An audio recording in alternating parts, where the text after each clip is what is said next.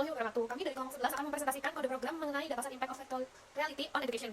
Perkenalkan, saya Dorana Mulyadi Sondo dengan NPM 36, lalu ada Salwa Salsabila Merifa dengan NPM 23, dan Nadira Ignacia NPM 156. Jadi pada baris pertama terdapat import Panda SPD, yang ini digunakan untuk memanipulasi data seperti membaca dan mengolah dataset. Pada baris yang ini, yaitu import Nambi SNP yang digunakan untuk membantu dalam perhitungan numerik.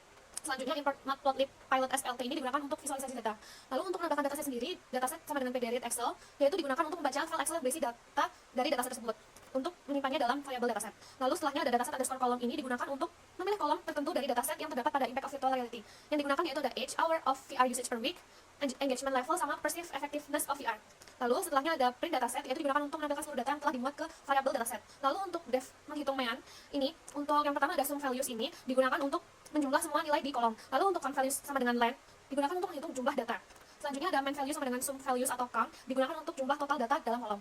Selanjutnya def menghitung median, yaitu digunakan untuk mencari median. Yang pertama ada sort values, ini digunakan untuk mengurutkan nilai-nilai dalam kolom yang ditentukan oleh variabel. And len sendiri di sini digunakan untuk memeriksa apakah kolom memiliki jumlah nilai yang sudah diurutkan, lalu dihitung menggunakan len sendiri. Lalu untuk if n% 2 ini digunakan untuk memeriksa apakah jumlah nilai n adalah genap atau ganjil. Setelah itu untuk fungsi median value ini digunakan untuk jika jumlah nilai genap, median dihitung sebagai rata-rata dari dua nilai tengah. Lalu untuk L sendiri ini digunakan untuk apakah jika jumlah nilai itu ganjil, maka mediannya berada tepat di tengah, yaitu pada posisi n/2. Lalu untuk return sendiri itu digunakan untuk mengembalikan hasil yang telah dapat, seperti yang waktu mean ini, yaitu untuk mengembalikan hasil rata-rata. Untuk median sendiri mengembalikan hasil nilai tengah. Lalu selanjutnya ada menghitung modus, yaitu menggunakan frekuensi yang digunakan sebagai inisialisasi sebagai dictionary kosong yang akan digunakan untuk menyimpan frekuensi kemunculan setiap nilai dalam kolom. For value in dataset sendiri ini digunakan untuk mencari nilai dengan frekuensi tertinggi. Untuk max frekuensi sendiri itu untuk mencari frekuensi dengan nilai tertinggi, sedangkan mode value ini membentuk daftar mode value yang berisi semua nilai yang memiliki frekuensi sama dengan frekuensi tinggi. Lalu untuk returnnya ini untuk mengembalikan ulang dari modus sendiri. Setelah itu ada menghitung varian. Mean di baris pertama ini digunakan untuk menghitung rata-rata dari dataset menggunakan fungsi mean. Lalu untuk smart diff sendiri ini membuat daftar dari kuadrat selisih antara setiap elemen dataset dengan nilai rata-rata. Untuk varian sama dengan sum sendiri untuk menghitung varian dengan menjumlahkan semua nilai dalam smart diff dan membaginya dengan jumlah elemen dalam dataset. Untuk return varian yaitu untuk mengembalikan nilai varian. Selanjutnya menghitung standar deviasi. Fungsi yang pertama itu varian sama dengan menghitung varian digunakan untuk menghitung varian itu sendiri. Lalu standar deviasi sama dengan varian dikali 0,5 itu untuk menghitung standar deviasi dengan mengambil akar kuadrat dari nilai varian. Oke, masuk ke menghitung mean. Di sini menghitung mean, di bawah sini menjelaskan untuk memanggil fungsi-fungsi di atas. Menghitung mean, median, modus, varian, dan standar deviasi. Kolom name sama dengan age, menetapkan variabel kolom name dengan nilai age untuk menunjukkan kolom yang digunakan dalam perhitungan statistik. Untuk selanjutnya, bagian median, modus, varian, dan standar deviasi akan saya contohkan menggunakan tabel kolom age juga. Lalu, di bagian kolom name ini ada di semua bagian, yaitu di median juga ada, di modus ada, di varian, dan juga di standar deviasi. Lalu kita mulai menghitung nilai statistiknya.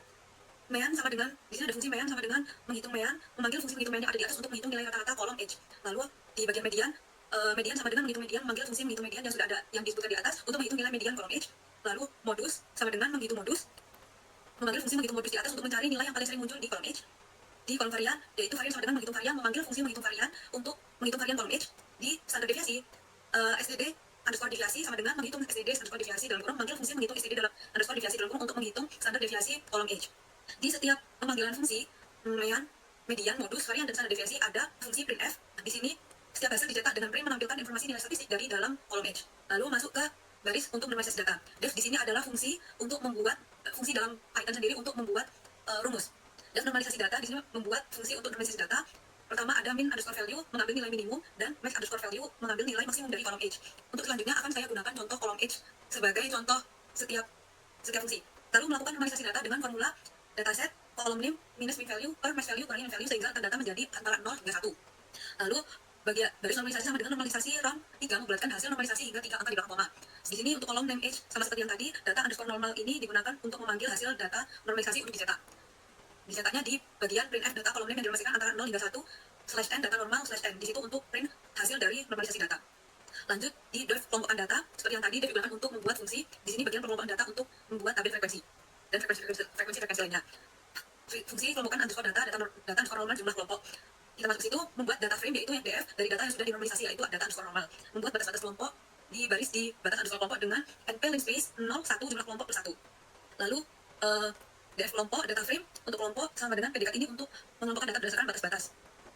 Lalu menghitung frekuensi untuk setiap kelompok dan frekuensi kumulatif lebih dari atau kurang dari. Lalu bagian ini yaitu menghitung frekuensi relatif atau yang dalam persentase dan frekuensi relatif kumulatif. Nah, nantinya hasil dari proses ini itu dimasukkan dalam data frame hasil yang berisi informasi statistik untuk tiap kelompok data. Kelas batas bawah, batas atas, frekuensi kumulatif kurang dari dan lebih dari, frekuensi relatif kumulatif kurang dari dan lebih dari, lalu return hasil. Lalu dilanjutkan untuk visualisasi grafik. Di sini Dev tampilkan grafik untuk membuat fungsi penampilan grafik. Dijabarkan di sini PLT figure fix size itu membuat sebuah figur atau kanvas baru dengan ukuran 10 kali 5 inci untuk menggambar grafik. Lalu bagian PLT bar membuat grafik dengan batang bar atau chart, parameter DF parameter untuk DF kelompok, menentukan posisi atau label pada sebuah S untuk setiap kelompok dalam grafik berdasarkan kelompok kelas dan kolom kelas pada DF kelompok. Lalu DF kelompok frekuensi kelas menentukan tinggi atau nilai frekuensi dari setiap kelompok pada sumbu Y yang diambil dari kolom frekuensi kelas. Parameter klik label sampai batas atas ini mengatur label untuk setiap batang di sumbu X agar lebih mudah dibaca. Lalu DF kelompok yang bagian batas bawah itu mengambil pasangan nilai dari kolom batas bawah dan batas atas dalam DF kelompok.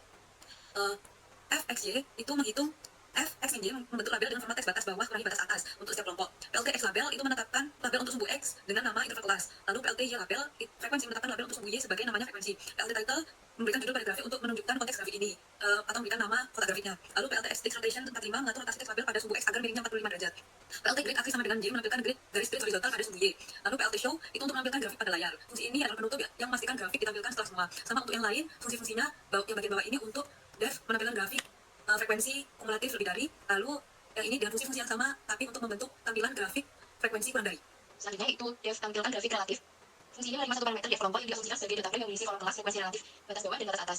Lalu PLT figure fix size 10,5 yang digunakan untuk mengatur ukuran grafik yang berarti grafik adalah 10 unit dan tingginya 5 unit. Lalu PLT bar def kelompok. PLT bar digunakan untuk membuat grafik batang def kelompok kelas yang berisi nama kelas atau label untuk setiap interval sumbu E. Def kelompok frekuensi relatif adalah tinggi batang yang mewakili frekuensi relatif setiap kelas dalam presentasi sumbu Y. Titik label digunakan untuk memberikan label sumbu E berdasarkan batas bawah dan batas atas setiap kelas. Lalu F Y for Y in shape DF kelompok batas bawah, DF kelompok batas atas menggabungkan batas bawah dan batas atas untuk setiap kelas dalam format bawah atas. Lalu PLT tabel interval kelas memberi label sumbu X sebagai interval kelas, PLT ya label frekuensi memberi label pada sumbu Y sebagai frekuensi. Lalu PLT titel frekuensi relatif untuk kolom yaitu digunakan untuk menambahkan judul grafik. PLT XX digunakan untuk memutar label sumbu X sebesar 45 derajat. Lalu PLT grid Y digunakan untuk menambahkan grid pada sumbu Y dan PLT show digunakan untuk menampilkan grafik batang di bagian output. Fungsi ini juga diterapkan untuk grafik-grafik yang lainnya seperti tampilan grafik relatif lebih dari, tampilan grafik relatif kurang dari, dan juga untuk menampilkan grafik OGIF. Tapi pada grafik OGIF ini ada tambahan fungsi yaitu PLT plot digunakan untuk membuat plot untuk frekuensi relatif kumulatif. Mana PLT plot DF kelompok batas atas, DF kelompok frekuensi relatif kumulatif kurang dari, marker O label kumulatif kurang dari digunakan untuk mewakili frekuensi relatif kumulatif kurang dari berdasarkan batas atas pada sumbu X dan nilai frekuensi relatif kumulatif kurang dari pada sumbu Y. Titik pada garis ini ditandai dengan marker O. Lalu bagian bawahnya PLT plot DF kelompok batas atas, DF kelompok frekuensi relatif lebih dari, marker O label kumulatif lebih dari digunakan untuk frekuensi relatif kumulatif lebih dari dengan cara yang sama tetapi menggunakan nilai frekuensi relatif kumulatif lebih dari, dan parameter label digunakan untuk memberikan label pada setiap garis yang muncul dalam legenda grafik. Dan juga ada tambahan PLT legend di mana PLT legend ini digunakan untuk menampilkan legenda pada grafik yang menunjukkan garis mana yang mewakili frekuensi relatif kumulatif kurang dari dan lebih dari. Lalu untuk kolom 6 sama dengan X variabel ini diatur untuk menunjukkan pada kolom X yang menunjukkan bahwa analisis berikutnya akan difokuskan pada kolom X. Lalu data normal sama dengan normalisasi data dipanggil untuk melakukan normalisasi pada dataset. Normalisasi biasanya digunakan untuk mengubah nilai data ke dalam skala yang sama, misalnya antara 0 dan 1. Dan hasil dari fungsi ini disimpan dalam variabel data normal. DF kelompok sama dengan kelompok data normal, 13. Fungsi ini digunakan untuk mengelompokkan data yang sudah dinormalisasi. 13 bisa menunjukkan jumlah kelas atau interval yang ingin dibentuk dari data. Hasil pengelompokan ini disimpan dalam variabel DF kelompok. Lalu print DF kelompok digunakan untuk menampilkan data frame DF kelompok dan akan menunjukkan hasil struktur dan isi dari data yang telah dikelompokkan. Print /n untuk memberikan spasi. Lalu tampilkan grafik DF kelompok digunakan untuk menampilkan grafik frekuensi berdasarkan data yang telah dikelompokkan.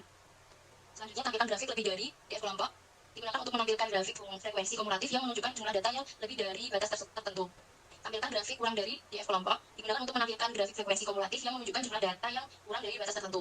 Lalu tampilkan grafik OGIF DF kelompok kolom 6 untuk menampilkan grafik OGIF yang menunjukkan frekuensi kumulatif baik kurang dari maupun lebih dari. Tampilkan grafik relatif DF kelompok untuk menampilkan grafik frekuensi relatif yang menggambarkan persentase data dalam setiap kelas.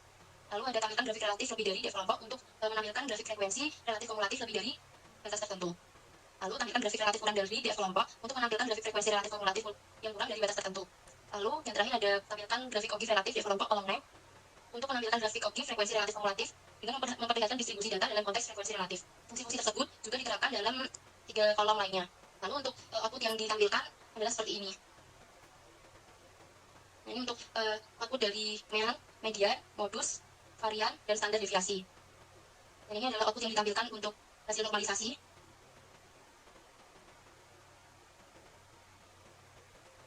Nah, ini merupakan output yang ditampilkan pada proses penyajian data. Dan diagram-diagram yang ditampilkan dalam proses penyajian data. Oke, mungkin cukup sekian yang dapat kelompok kami sampaikan. Kurang lebihnya mohon maaf. Wassalamualaikum warahmatullahi wabarakatuh.